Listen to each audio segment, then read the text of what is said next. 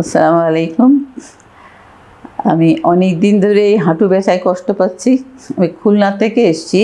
ওখান থেকে ট্রিটমেন্ট নিতে নিতে আমি প্রথম যে ডাক্তার দেখায় উনি বলে আপনার হাঁটুর হাড় ক্ষয় হয়ে গেছে।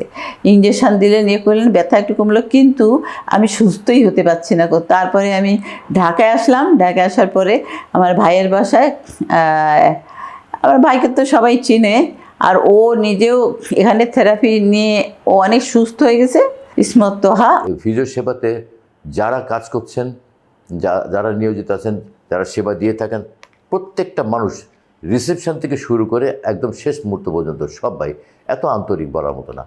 তবে আমি মোটামুটি আল্লাহর রহমতে আজকে বেশ কিছুদিন যাবত আমি এখানে সেবাটা নিচ্ছি, এবং আমি আন্তরিকভাবে বলতে পারি যে সত্যি আমি অনেকটা সুস্থ বোধ করছি। ও আমাকে বললো কি, আপা তোমার এই হাঁটু ব্যথা কমছে না, তা তুমি আমার সাথে চলো এক জায়গায়, তোমাকে আমি ফিজিও সেবায় নিয়ে যাই, ওরা খুব ভালো সেবা দেয়, ওদের ট্রিটমেন্টটা খুব ভালো, তুমি নিয়ে দেখো। তা আমি এই ব্যথা আরও কয়েক জায়গায় নিয়ে আমি ঠিক সুস্থ বোধ করতে পারিনি, বিধায় আমি ওর কথা মতো এখানে আসার পরে আমি অনেকটা সুস্থ এই কয়েকদিনে।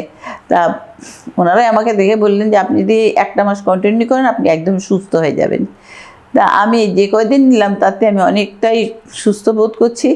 তো আমি চেষ্টা করব বাকি যে কয়টা দিন আমার নেওয়া দরকার আমি নেব, বাকি আল্লাহর ইচ্ছা।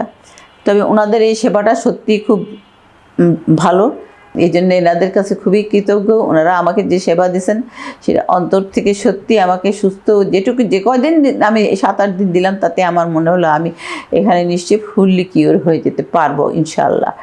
তো দেখি, আল্লাহ ভরসা, আপনারাও আসবেন, যারা এইভাবে কষ্ট পাচ্ছেন তারা আসলে তারাও উপকৃত হবেন ইনশাআল্লাহ। দোয়া করবেন সব আমার জন্যে, এবং আপনারাও ইচ্ছা করলে একবার এসে চেষ্টা করে দেখুন। আপনারা যারা কষ্ট পাচ্ছেন আমার মনে হয় আপনারা সুস্থ হয়ে যাবেন, আশা করি ইনশাআল্লাহ। আসসালামু আলাইকুম।